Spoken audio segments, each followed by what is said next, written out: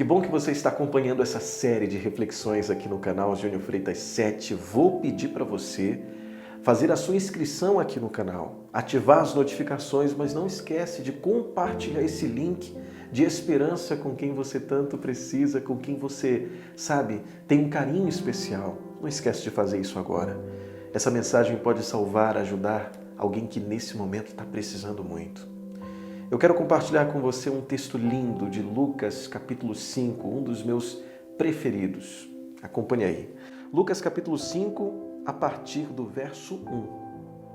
Certa vez, quando a multidão apertava Jesus para ouvir a palavra de Deus, ele estava junto ao lago de Genezaré e viu pelo menos 2 barcos junto à praia do lago. Mas os pescadores haviam descido deles e estavam levando as redes. Entrando ele num dos barcos, que era de Simão, pediu-lhe que o afastasse um pouco da terra e, sentando-se, ensinava as multidões. O verso 4, quando acabou de falar, disse a Simão Pedro: faze-te ao largo e lançai a vossa rede ao mar. Ao que Simão disse: mestre, trabalhamos a noite toda e nada apanhamos, mas sob a tua palavra lançarei as redes. Feito isto, apanharam uma grande quantidade de peixes, de modo que as redes se rompiam. Algumas lições nós aprendemos aqui, mas a primeira que eu acho tão bonito nesse texto é que Jesus tinha o prazer de ensinar as pessoas. Ele tinha um carinho, uma paciência que hoje muitos não têm. Eu fico pensando na experiência de Pedro. Quem é pescador sabe qual é o melhor horário para pescar. É à noite. É à noite que a gente consegue, tem mais silêncio, é mais tranquilo. Eu, pelo menos, já tentei pescar à noite. Eu lembro que na tentativa, coloquei ali a minha vara de pescar, no caso, à disposição, prontinha, não consegui pescar nada. Não sou nada experiente nisso. Mas já conversei com algumas pessoas que têm experiência e que falam a mesma coisa. A melhor hora para se pescar é à noite. Pedro não conseguiu nada. Você imagina a frustração de Pedro de ter feito tudo certinho, de ter feito tudo o que era para ser feito e não ter conquistado aquilo que ele tanto lutou para conseguir. Você já passou por isso? De lutar tanto para conquistar alguma coisa? Sabe, de colocar todo o seu esforço, todo o seu recurso, às vezes se sacrificar e não conseguir aquilo que você tanto lutou para conseguir. Já passou por essa frustração? Era a frustração de Pedro. Fez tudo o que era para ser feito. Voltou para a praia de dia, sem ter pescado nada. Estava ali Jesus pregando para as multidões. Jesus, então, naquele momento, sabendo da frustração de Pedro, assim como ele sabe da sua, ele sabe da minha, ele conhece as nossas dores, ele sabe os teus traumas. Ele conhece a gente como nem mesmo a gente se conhece. Então Jesus faz um pedido impossível para Pedro. Impossível. Por que eu digo que é impossível? Porque, primeiro, que Jesus não era pescador. Ele era carpinteiro. Carpinteiro não era pescador. Pescador não era carpinteiro. E Jesus diz assim, Pedro, vai, pega a sua rede e lança no mar. E aqui Pedro poderia ter dado a seguinte resposta: Senhor, peraí, cada um no seu quadrado. Eu sou pescador. Não consegui nada. Aí você vem agora dizer que eu tenho que lançar rede. Quer dizer, agora, no pior horário, no pior cenário, essa multidão fazendo barulho aqui no meio desse lago, e que peixe que vai aparecer? Vai ser uma pescaria frustrada. Você quer que eu lance a rede no mar? Você tá maluco? Tá doido? Ele poderia ter feito isso. Mas o que ele fez foi lindo. Foi lindo. E aqui guarde essa lição para você.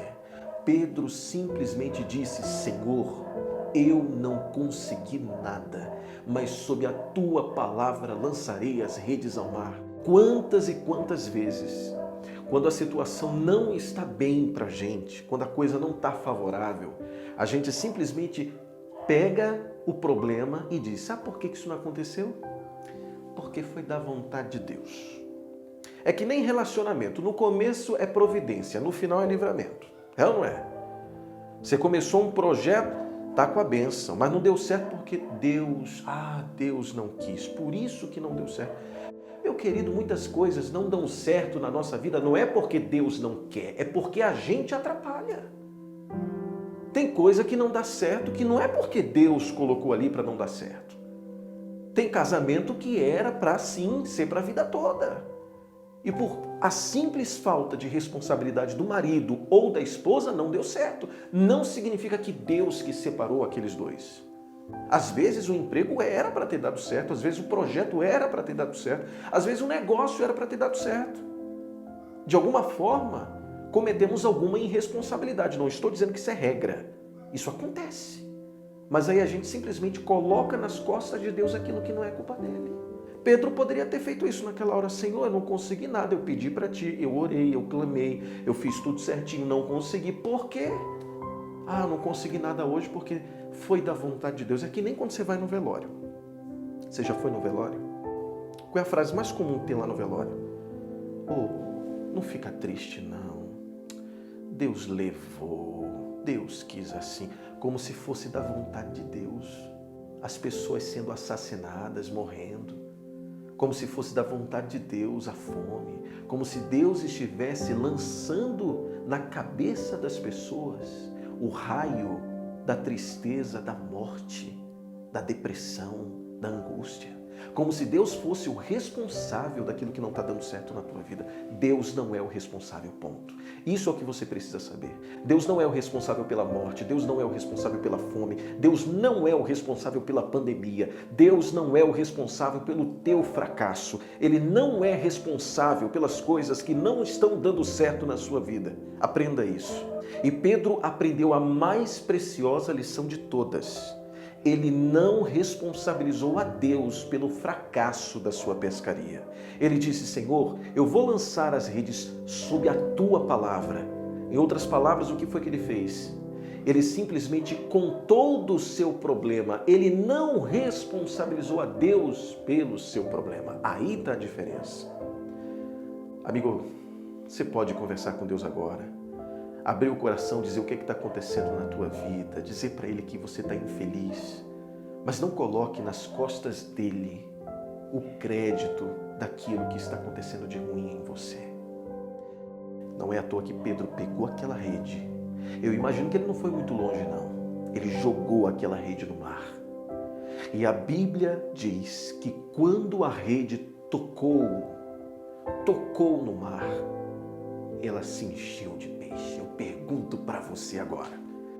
Coloca aqui nos comentários. Responde aí, coloca. Eu quero saber a sua opinião. O que foi que aconteceu ali? Foi o peixe que foi atrás da rede ou foi a rede que foi atrás do peixe? Vou repetir, coloca nos comentários. O que é que você acha? Foi o peixe que foi atrás da rede ou a rede que foi atrás do peixe? Respondeu? Colocou no comentário? Vou responder agora. Foi o peixe que foi atrás da rede, porque quem mandou foi Jesus. Jesus ordenou que os peixes fossem até as redes, porque cristão não corre atrás da bênção, a bênção corre atrás do cristão. Nós corremos atrás de Deus, da presença de Jesus, do relacionamento com Ele, da presença dEle, do relacionamento íntimo com Ele. E como consequência somos abençoados. Essa que é a diferença. Pedro não foi atrás da bênção, a bênção foi atrás dele, porque Jesus mandou. E para a gente encerrar, tem a última lição. Essa mesma história, leia ela de forma completa em Lucas capítulo 5. Diz que a bonança foi tão grande, que Pedro teve que chamar os outros barcos que estavam por perto para compartilhar do peixe que ele tinha pego.